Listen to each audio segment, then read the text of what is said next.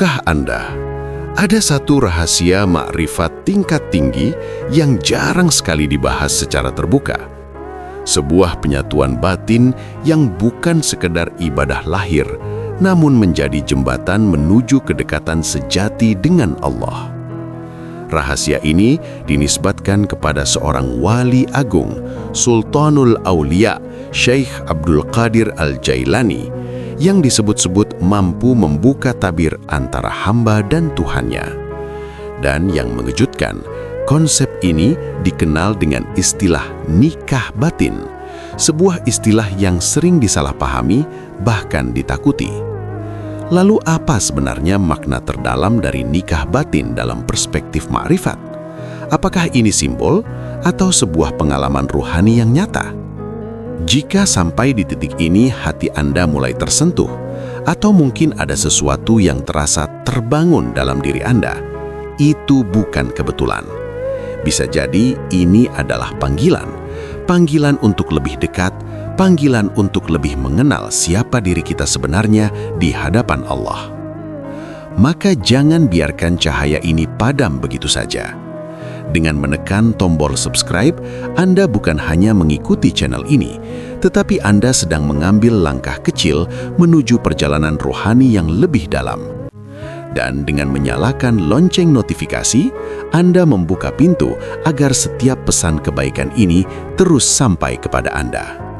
Jangan lupa tekan tombol like sebagai bentuk rasa syukur kita, karena tidak semua orang diberi kesempatan untuk mendengar dan memahami ilmu seperti ini.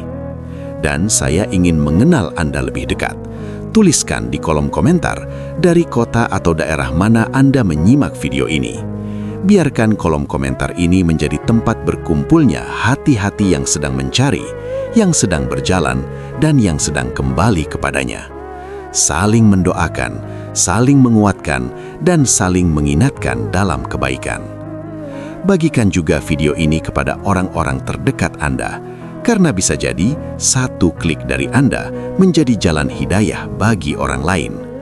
Dan ingat, semakin banyak Anda berbagi kebaikan, semakin luas pula aliran pahala yang akan kembali kepada Anda. Bismillahirrahmanirrahim. Dalam jalan ma'rifat, para ulama hakikat sering menggunakan bahasa simbolik untuk menjelaskan sesuatu yang tidak mudah dijangkau oleh akal biasa. Salah satu istilah yang kerap menimbulkan salah paham adalah nikah batin. Jika dipahami secara lahiriah, istilah ini bisa menyesatkan pemahaman. Namun dalam kedalaman makrifat, ia bukanlah hubungan fisik, melainkan sebuah simbol dari penyatuan kehendak antara hamba dan Tuhannya. Konsep ini mengajarkan bahwa seorang hamba yang sedang menempuh jalan menuju Allah akan melalui fase-fase penyucian diri. Pada tahap awal, manusia masih dikuasai oleh ego, hawa nafsu, dan keinginan duniawi. Namun seiring dengan mujahadah, perjuangan melawan diri sendiri, perlahan-lahan sifat-sifat tersebut mulai melemah. Hati menjadi lebih lembut, lebih peka, dan lebih mudah menerima cahaya kebenaran. Disinilah perjalanan batin mulai memasuki dimensi yang lebih dalam. Dalam perspektif ini, nikah batin dapat dipahami sebagai kondisi ketika hati seorang hamba telah terikat sepenuhnya kepada Allah. Tidak ada lagi keinginan selain apa yang Allah kehendaki. Tidak ada lagi kecenderungan selain menuju ridhonya. Seolah-olah antara kehendak hamba dan kehendak Allah telah selaras. Inilah yang oleh para sufi disebut sebagai fana, lenyapnya ego dalam kebesaran Allah, dan baqa, kekalnya kesadaran dalam kehadirannya. Keadaan ini bukanlah sesuatu yang bisa dicapai dengan sekedar ilmu atau teori. Ia adalah buah dari perjalanan panjang yang dipenuhi dengan keikhlasan, kesabaran, dan ketekunan dalam ibadah. Zikir yang terus-menerus, salat yang khusyuk, dan hati yang selalu hadir bersama Allah menjadi kunci utama dalam membuka pintu-pintu makrifat. Tanpa itu, istilah-istilah tinggi seperti ini hanya akan menjadi kata-kata tanpa makna. Dalam ajaran para wali, termasuk yang sering dinisbatkan kepada Syekh Abdul Qadir Al-Jailani, inti dari perjalanan ini adalah membersihkan hati dari segala selain Allah. Ketika hati telah bersih, maka ia akan menjadi cermin yang memantulkan cahaya ilahi. Dan pada saat itulah, seorang hamba mulai merasakan kedekatan yang tidak bisa dijelaskan dengan kata-kata. Bukan melihat Allah dengan mata, tetapi merasakan kehadirannya dalam setiap detik kehidupan.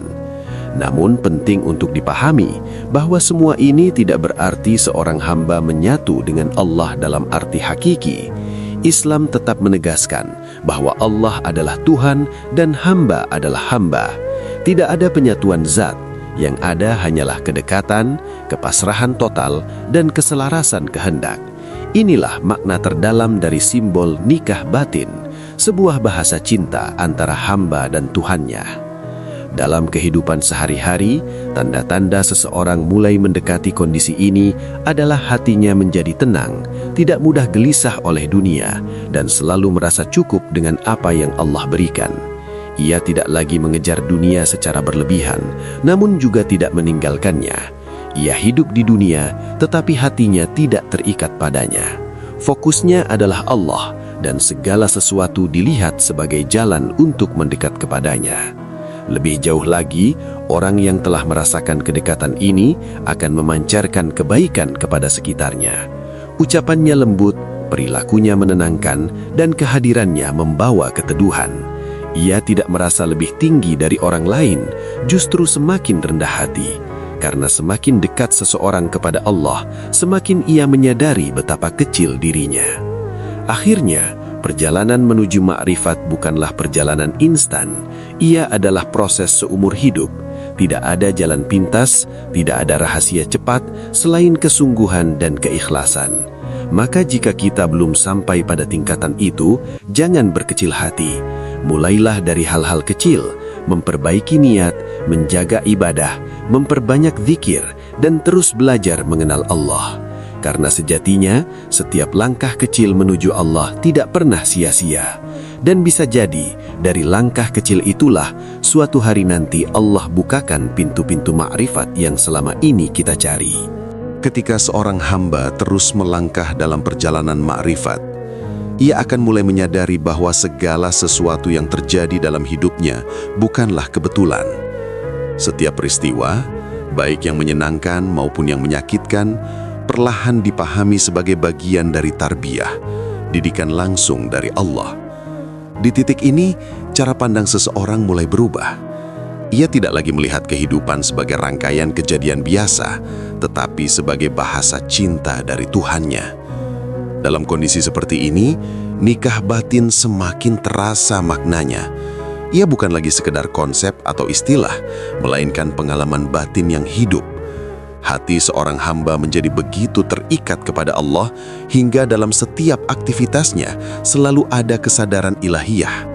Bahkan dalam diam, ia merasa berdialog. Dalam sepi, ia merasa ditemani. Dan dalam kesulitan, ia tidak lagi merasa sendiri. Namun perjalanan ini juga memiliki ujian yang sangat halus. Salah satu ujian terbesar dalam jalan makrifat adalah munculnya rasa merasa sudah sampai. Ketika seseorang mulai merasakan ketenangan, kedekatan, atau bahkan pengalaman spiritual tertentu, ada potensi ego kembali muncul dalam bentuk yang lebih tersembunyi. Ia bisa merasa istimewa, merasa lebih tinggi, atau merasa berbeda dari yang lain. Padahal, justru disinilah banyak orang terhenti perjalanannya. Para ulama tasawuf selalu mengingatkan bahwa semakin tinggi makom seseorang, semakin besar pula kerendahan hatinya. Orang yang benar-benar dekat dengan Allah justru tidak merasa dirinya dekat. Ia selalu merasa kurang, merasa belum layak, dan terus memperbaiki diri. Ia tidak sibuk mengklaim pengalaman spiritualnya, tetapi sibuk menjaga hatinya agar tetap bersih dari riya dan ujub. Dalam konteks ini, nikah batin sejatinya adalah puncak dari kepasrahan total. Seorang hamba tidak lagi menuntut apapun dari Allah. Ia tidak lagi beribadah karena ingin mendapatkan sesuatu, bahkan tidak karena takut atau berharap surga semata. Ia beribadah karena cinta, karena rindu, karena merasa tidak bisa hidup tanpa mengingatnya. Inilah cinta yang murni, cinta yang tidak bersyarat. Dan ketika cinta ini tumbuh, maka seluruh hidupnya berubah menjadi ibadah. Nafasnya menjadi zikir, langkahnya menjadi amal, diamnya menjadi tafakur. Ia tidak perlu terlihat luar biasa, karena justru kesederhanaannya menyimpan kedalaman yang luar biasa. Ia mungkin tidak dikenal manusia, tetapi dikenal oleh langit. Pada tahap yang lebih dalam lagi, seorang hamba akan mulai memahami bahwa hakikat dari segala perjalanan ini adalah kembali kepada fitrah, kembali kepada kesucian hati, kembali kepada Allah dengan membawa jiwa yang tenang. Sebagaimana firman-Nya, "Wahai jiwa yang tenang, kembalilah kepada Tuhanmu dengan ridho dan diridhoi." Namun, penting untuk selalu diingat, jalan ini bukan untuk dikejar dengan ambisi, tetapi dijalani dengan keikhlasan. Bukan untuk dibanggakan, tetapi untuk dirahasiakan dalam hati. Karena semakin tersembunyi perjalanan seseorang, semakin besar nilainya di sisi Allah. Maka jika hari ini kita masih berada di awal perjalanan, itu bukan masalah. Yang terpenting adalah kita terus berjalan, terus memperbaiki diri, terus mendekat. Karena Allah tidak melihat seberapa jauh kita sudah sampai, tetapi melihat kesungguhan kita dalam melangkah. Dan bisa jadi, tanpa kita sadari, dalam setiap sujud yang kita jaga, dalam setiap zikir yang kita ulang, dalam setiap air mata yang kita sembunyikan, perlahan Allah sedang menarik kita lebih dekat, lebih dalam, hingga akhirnya kita merasakan apa yang selama ini hanya kita dengar sebagai rahasia makrifat. Dalam perjalanan ma'rifat yang semakin matang, seorang hamba akan mulai merasakan perubahan yang sangat mendasar dalam cara ia merasakan hidup. Jika sebelumnya ia hidup dengan dorongan keinginan, ambisi dan ketakutan, maka kini ia hidup dalam ketenangan yang tidak mudah tergoyahkan. Bukan karena hidupnya tanpa masalah, tetapi karena hatinya telah menemukan tempat bersandar yang sejati. Disinilah makna terdalam dari nikah batin semakin tersingkap, bahwa yang menyatu bukanlah zat, melainkan kehendak. Seorang hamba tidak lagi berjalan dengan kemauannya sendiri, tetapi seakan-akan hidupnya digerakkan oleh kehendak Allah. Apa yang ia sukai adalah apa yang Allah sukai. Apa yang ia hindari adalah apa yang Allah larang. Dan dalam setiap keputusan, ia selalu mengembalikannya kepada Allah. Keadaan ini melahirkan satu sikap yang sangat agung, yaitu ridha. Ridha bukan sekedar menerima, tetapi menerima dengan hati yang lapang, tanpa penolakan, tanpa keluhan yang tersembunyi. Bahkan dalam ujian yang berat sekalipun, hatinya tetap tenang. Ia tidak lagi bertanya, "Kenapa ini terjadi padaku?" tetapi berubah menjadi apa yang Allah ingin ajarkan kepadaku melalui ini. Namun pada tahap ini pula muncul ujian yang lebih dalam lagi, yaitu ujian kehilangan rasa. Ada kalanya seorang hamba yang sebelumnya merasakan manisnya ibadah, kedekatan, dan kehadiran Allah tiba-tiba merasa kosong. Zikir terasa biasa, doa terasa hampa, hati terasa jauh. Ini sering disebut sebagai fase kekeringan spiritual. Banyak yang mengira ini adalah tanda kemunduran, padahal justru ini adalah proses pemurnian. Allah sedang mendidik hambanya agar tidak bergantung pada rasa, tetapi tetap setia meskipun tanpa rasa. Karena jika seseorang hanya beribadah saat merasakan nikmat, maka ia belum benar-benar mencintai Allah. Ia hanya mencintai perasaan nikmat itu. Disinilah cinta diuji dalam bentuk yang paling murni. Tetap beribadah walau hati terasa kering, tetap mengingat walau tidak merasakan apa-apa, tetap bersujud walau tidak ada tangisan. Dan justru ketika seorang hamba mampu melewati fase ini dengan kesabaran, maka ia akan naik ke tingkat yang lebih tinggi lagi, yaitu tingkat keikhlasan yang sejati. Ibadahnya tidak lagi bergantung pada suasana hati, tetapi murni karena Allah. Pada titik ini, nikah batin mencapai makna yang lebih dalam lagi, yaitu keterikatan yang tidak bisa diputus oleh keadaan apapun. Baik dalam lapang maupun sempit, dalam terang maupun gelap, dalam rasa maupun tanpa rasa, hatinya tetap bersama Allah.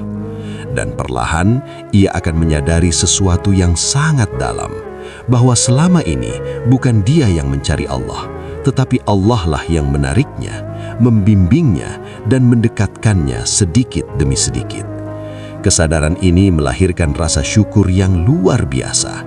Ia tidak lagi bangga dengan amalnya, karena ia sadar semua itu adalah karunia. Semakin jauh ia melangkah, semakin ia merasa kecil. Semakin dalam ia mengenal, semakin ia merasa tidak tahu apa-apa. Dan justru disitulah letak makrifat yang sejati. Bukan merasa sudah sampai, tetapi merasa selalu dalam perjalanan menujunya. Akhirnya, perjalanan ini bermuara pada satu kesadaran yang sangat sederhana namun sangat dalam, bahwa tujuan dari semua ini bukanlah untuk mendapatkan pengalaman spiritual, bukan untuk mencapai makam tertentu, tetapi untuk menjadi hamba yang benar-benar mengenal Tuhannya, mencintainya, dan kembali kepadanya dalam keadaan hati yang bersih. Pada akhirnya, perjalanan makrifat ini akan membawa seorang hamba pada satu titik kesadaran yang sangat hening, sangat dalam, dan sulit diungkapkan dengan kata-kata. Sebuah keadaan di mana ia tidak lagi sibuk mencari pengalaman, tidak lagi mengejar rasa, dan tidak lagi berharap pengakuan dari siapapun. Ia hanya ingin satu hal, yaitu Allah. Dalam keheningan itu, ia mulai memahami bahwa seluruh perjalanan panjang yang ia lalui, segala zikir, doa, air mata, bahkan ujian hidup, semuanya adalah cara Allah memanggilnya pulang. Bukan untuk menjadi seseorang yang luar biasa di mata manusia, tetapi untuk menjadi hamba yang benar di hadapannya. Makna nikah batin pun akhirnya mencapai puncaknya di sini. Bukan lagi sekedar penyatuan kehendak, tetapi ketenangan total dalam ketetapan Allah. Hati tidak lagi memberontak, tidak lagi menuntut, tidak lagi merasa kehilangan secara berlebihan, karena ia sadar apapun yang datang dan pergi, semuanya berada dalam genggaman Allah. Dan di titik ini, seorang hamba benar-benar merasakan apa arti cukup. Cukup dengan Allah, cukup dengan kedekatan kepadanya, cukup dengan selalu berada dalam pengawasannya. Ia tidak lagi takut kehilangan dunia, karena ia telah menemukan sesuatu yang jauh lebih besar dari dunia itu sendiri. Namun justru disinilah keindahan sejati dari seorang ahli makrifat. Ia tetap hidup seperti manusia biasa, tetap bekerja, tetap berinteraksi, tetap menjalani kehidupan, tetapi hatinya tidak pernah lepas dari Allah. Ia tertawa, namun hatinya berzikir. Ia berbicara, namun batinnya terhubung. Ia berjalan di bumi, namun jiwanya menghadap langit. Dan tanpa disadari, kehadirannya menjadi rahmat bagi sekitarnya.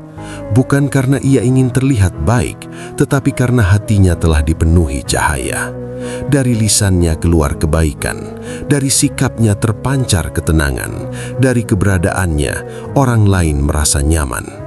Inilah buah dari perjalanan panjang itu. Bukan sekedar mengetahui, tetapi menjadi hamba yang lembut hatinya, menjadi pribadi yang tenang jiwanya, dan menjadi manusia yang selalu menghadirkan Allah dalam setiap detik kehidupannya. Ya Allah, jika kami belum sampai pada tingkatan itu, maka jangan Engkau jauhkan kami dari jalan menuju ke sana. Jika hati kami masih kotor, maka bersihkanlah. Jika niat kami masih bercampur, maka luruskanlah. Jika langkah kami masih lemah, maka kuatkanlah. Ya Allah, jadikan kami hamba yang tidak hanya mengenal-Mu dengan lisan, tetapi merasakan kehadiran-Mu dalam hati. Ajarkan kami untuk mencintai-Mu dengan cinta yang tulus, tanpa syarat, tanpa pamrih, dan tanpa batas.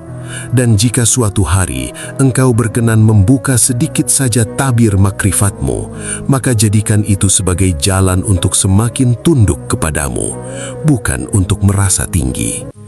Ya Allah, akhirilah perjalanan hidup kami dalam keadaan husnul khatimah, dengan hati yang tenang, yang kembali kepadamu dalam keadaan ridho dan diridhoi. Amin, ya Rabbal Alamin.